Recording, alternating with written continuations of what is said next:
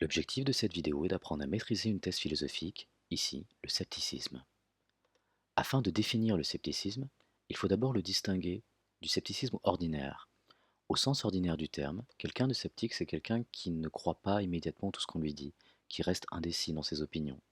Alors que le scepticisme philosophique désigne plutôt un projet de recherche, une sorte d'examen de nos connaissances, qui tente de répondre à la question que pouvons-nous savoir par la négative. Pour un vrai sceptique, nous ne pouvons rien savoir au sens strict du terme. Par exemple, dans le film Dark Star, réalisé par John Carpenter en 1974, on observe un dialogue entre le lieutenant Doolittle et une bombe intelligente qui a reçu l'ordre d'exploser. Doolittle doit tout faire pour la dissuader d'exploser.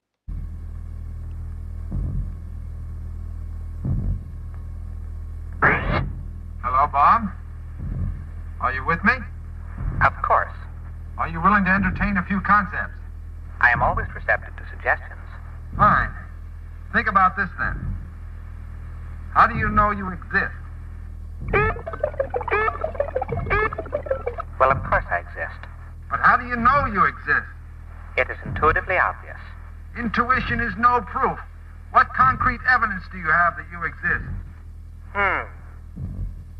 Well, I think, therefore I am. That's good. That's very good. But how do you know that anything else exists? My sensory apparatus reveals it to me. Ah, right. This is fun. Now listen. Here's the big question. How do you know that the evidence your sensory apparatus reveals to you is correct?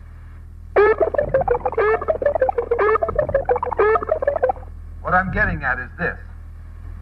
The only experience that is directly available to you is your sensory data.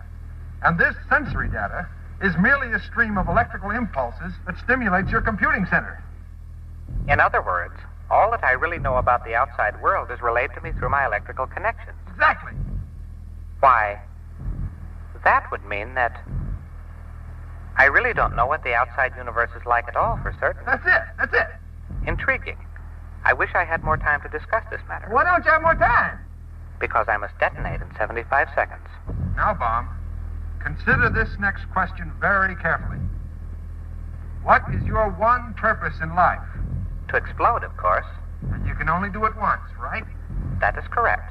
And you wouldn't want to explode on the basis of false data, would you? Of course not. Well then, you've already admitted that you have no real proof of the existence of the outside universe. Yes, well, So you have no absolute proof that Sergeant Pinback ordered you to detonate.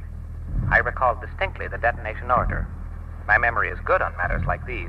Of course you remember it, but all you're remembering is merely a series of sensory impulses which you now realize have no real definite connection with outside reality.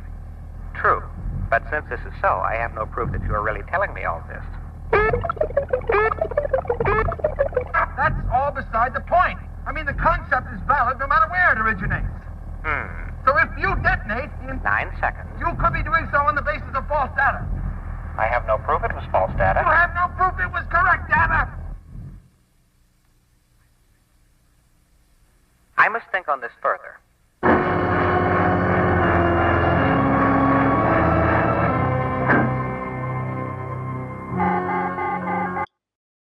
Dans cet extrait, Doolittle a réussi à convertir la bombe au scepticisme en lui montrant qu'elle n'a pas plus de raison de croire à la réalité de l'ordre qu'elle a reçu, de ne pas y croire.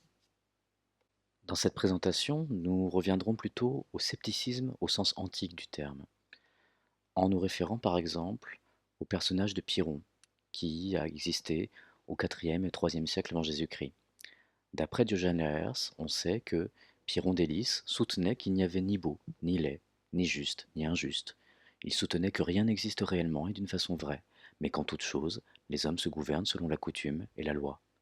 Car une chose n'est pas plus ceci que cela. Sa vie justifiait ces théories. Il n'évitait rien, ne se gardait de rien, supportait tout, au besoin d'être heurté par un char, de tomber dans un trou, d'être mordu par des chiens. D'une façon générale, ne se fiant en rien à ses sens. Toutefois, il était protégé par ces gens qui l'accompagnaient. Un jour, où Anaxarque était tombé dans une mare, Pyrrhon passa à côté de lui sans lui porter secours. Des gens le lui reprochèrent, mais seul Anaxarque le loua d'être réellement indifférent et sans passion. Pyrrhon est ainsi considéré comme le fondateur de l'école sceptique pendant l'Antiquité. Que gagne-t-on à rejoindre cette école et à être sceptique? Il se trouve que le sceptique se définit en opposition au dogmatique, celui qui va affirmer que telle pensée, telle opinion est vraie, sans plus de justification, uniquement parce qu'il le dit, uniquement parce qu'il le croit. Celui qui va donc donner son assentiment, prendre parti d'un côté, qui va s'exprimer en conséquence, prendre la parole, participer à des débats et immanquablement finir par être troublé, comme sur une mer agitée. En opposition à cet exemple, le sceptique, lui, ne va pas affirmer que telle chose est vraie ou qu'elle est fausse. Il va plutôt affirmer que ce n'est pas plus vrai que faux. Il n'y a pas plus de raison de dire que c'est vrai que de dire que c'est faux. Par conséquent, il ne donnera aucun assentiment et il suspendra son jugement, en ne prenant jamais parti. Il arrive donc à une forme d'aphasie volontaire. L'aphasie, normalement, c'est la privation de parole, mais ici, il s'agit d'un choix de la part du sceptique de ne plus parler, de ne plus jamais rien affirmer. Ainsi, il évite tout trouble et atteint un état qu'on appelle pendant l'Antiquité l'ataraxie, l'absence de trouble, comme sur une mer entièrement calme. Même si le sceptique se refuse à affirmer quoi que ce soit, en revanche, il est capable de réfuter toute position dogmatique à travers un arsenal argumentatif particulier qu'on appelle les 5 modes d'Agrippa. Dans ces 5 modes, on trouve le mode du désaccord, le mode du relatif, le mode de l'hypothèse, le mode de la régression à l'infini et le mode du cercle vicieux. Le mot mode ici désigne un type, un trope argumentatif, un modèle argumentatif que l'on pourra utiliser dans tout type de conversation et de débat. Si on commence par le mode du désaccord, selon lui, pour toute thèse, il existe forcément une antithèse, tout aussi valable. Ainsi, si un dogmatique prétend que le loup est méchant, il est toujours possible d'inverser sa proposition en affirmant que le loup n'est pas méchant. Et entre la thèse et l'antithèse, il n'y a pas plus de raison de choisir d'un côté que de l'autre. Par conséquent, il faut suspendre son jugement. Ensuite, selon le mode du relatif, une thèse n'est valable que pour le sujet particulier qu'il énonce. C'est une variante du mode du désaccord. Ainsi, si le dogmatique affirme que le loup est méchant, il adopte dans ce cas le point de vue de l'agneau, qui est valable selon ce point de vue. Mais on pourrait aussi parler du point de vue du puma, pour qui le loup n'est pas spécialement méchant. Et entre le point de vue de l'agneau et le point de vue du puma, il n'y a pas plus de raison de trancher en faveur de l'un que de l'autre. Par conséquent, il faut suspendre son jugement. Ensuite, le mode de l'hypothèse, dans un sens un peu spécial. Il ne s'agit pas de l'hypothèse au sens de la conjecture, de la supposition qu'on va faire au sens moderne, mais il s'agit de la thèse qui se trouve en dessous d'une autre thèse, qui sert à la justifier. Selon ce mode, même si la thèse est justifiée au moyen d'une hypothèse, cette hypothèse n'est justifiée par rien. Ainsi, si le dogmatique prétend toujours que le loup est méchant, en se justifiant en disant que le loup a tué l'agneau, ça c'est son hypothèse, c'est sa justification, il se trouve que rien ne soutient l'hypothèse. Et par conséquent, rien en définitive ne soutient non plus la thèse. Par conséquent, il faut suspendre son jugement. Le quatrième mode est celui de la régression à l'infini, qui consiste à faire appel à un réseau d'hypothèses enchâssées les unes aux autres.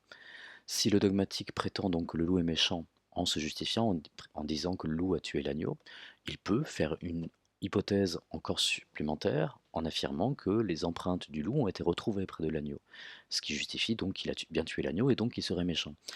Mais le sceptique va lui répondre dans ce cas-là, mais comment prouver que ce sont bien des empreintes de loup?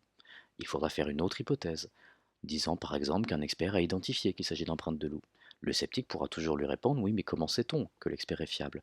Où a-t-il appris sa connaissance des empreintes? Et ainsi de suite. Par conséquent, d'hypothèse en hypothèse, il est impossible finalement d'établir la thèse. Par conséquent, il faut suspendre son jugement. Le cinquième mode est celui du cercle vicieux, où il s'agit d'utiliser la thèse et l'hypothèse qui se justifient l'une l'autre. Si l'hypothèse est justifiée par la thèse, alors on dira qu'aucune des deux n'est absolument justifiée. Ici, si la thèse consiste à dire que le loup est méchant, la justification de l'hypothèse, donc que le loup a tué l'agneau, on expliquera qu'il a tué l'agneau tout simplement en disant qu'il est méchant. Mais ce faisant, on n'a justifié ni l'hypothèse, ni la thèse, et par conséquent, il faut là aussi suspendre son jugement. Dernier point, le scepticisme est-il en lui-même une thèse acceptable sur tous les points? On peut lui adresser plusieurs questions qui formeront différents problèmes. Première question, est-il possible de vivre concrètement, pratiquement, en étant absolument sceptique, malgré l'exemple historique de Pyrrhon? Deuxième question, le sceptique a-t-il le droit d'affirmer qu'il est sceptique? Est-ce qu'on peut d'ailleurs qualifier le scepticisme de thèse? Troisième question, le doute sceptique doit-il être un moyen pour justifier nos connaissances ou une fin en soi qui montre l'impossibilité de toute connaissance?